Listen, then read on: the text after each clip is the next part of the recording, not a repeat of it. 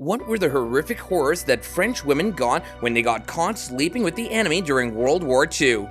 This is a dark and disturbing chapter of history as it shows how women were scapegoated and humiliated for their alleged collaboration with the Nazis. France was invaded by Nazi Germany in 1940 and divided into two zones: the occupied zone in the north and west, where the Germans had direct control, and the free zone in the south and east, where a puppet regime called Vichy France ruled under German influence. The French people had to endure harsh conditions under the occupation, such as food shortages, curfews, censorship, propaganda, and repression. Many also faced the threat of deportation to concentration camps or forced labor in Germany. Some French people resisted the occupation by joining underground movements that fought against the Nazis and their collaborators.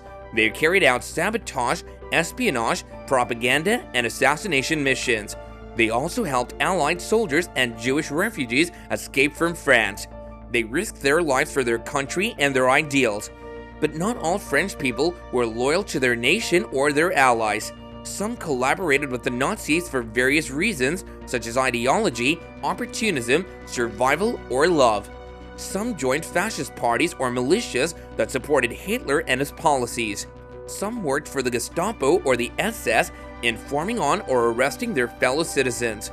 Some profited from the black market or the confiscation of Jewish property, and some had sexual or romantic relationships with German soldiers. These collaborators were hated and despised by most of the French population, who saw them as traitors and cowards. They were especially angry at those who fraternized with the enemy, especially women. They called them horizontal collaborators, or Femmenbosch, which means women for Germans. They accused them of betraying their country and their dignity by sleeping with the invaders. When France was liberated by the Allies in 1944, a wave of revenge swept across the country. The resistance and the mob took justice into their own hands without any legal process or trial. They hunted down and punished anyone who was suspected of collaborating with the Nazis. They shaved their heads, stripped them naked, painted swastikas on their bodies, paraded them through the streets, beat them up, spat on them, threw stones at them, or even killed them. The majority of these victims were women.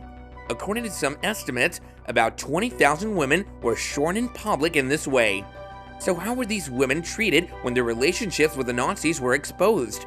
The reactions were far from uniform and ranged from sympathy to outright condemnation. Many of these women found themselves facing the harsh reality of social rejection. In a tightly knit community where everyone was struggling because of the war, it was a big deal if people suspected or accused you of something. Friends who used to talk and laugh together stopped being friendly, and their relationships became cold.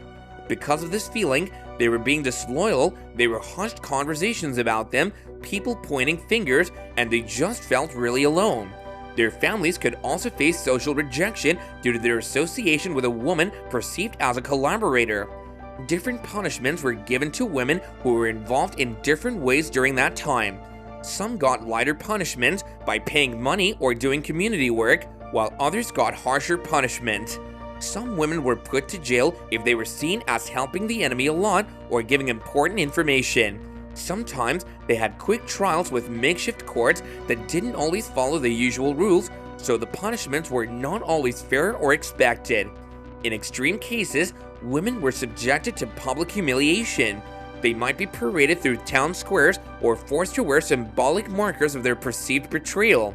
These markers aimed to serve as a warning to others who might consider similar relationships. But not everyone was mean to these women. Some people felt sympathy for them and understood that the situations that made these relationships happen were complicated. They knew that love and feelings can be really strong and hard to control even during a war. These people could see that things weren't just good or bad, but more like a mix of both. The treatment of these French women is a reminder that human emotions and actions can be shaped by circumstances beyond our control.